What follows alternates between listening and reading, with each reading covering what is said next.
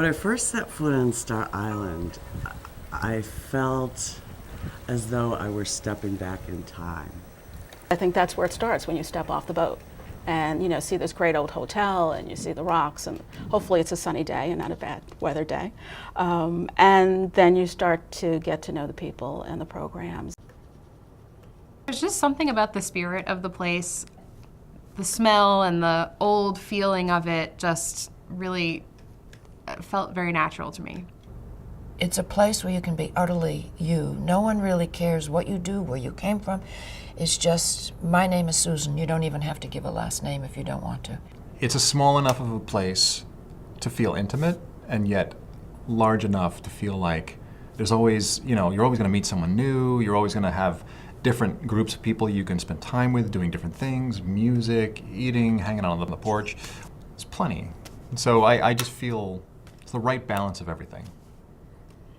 The sense of community is huge. It just grows from the first time you go there, and then, you just get hooked. I like the sound of the ocean and the sound of being surrounded on all sides by water. It's very soothing. And the sound of the wind at night coming through, some of the shutters on the island and the creaking of the old building. And there's something that's so New England about it, and so special, and it brings you back to a different time in history that otherwise we don't get to ever associate with. There's a marine lab for people interested in the sciences. There's softball, there's an entire island to explore, and I'll sit in a rocking chair and not worry about anything out on the island and just watch the world go by, and I can't do that here. It's not in my nature. I've sailed all over the world. I've sailed offshore out to Bermuda, down to the islands, all through the Caribbean.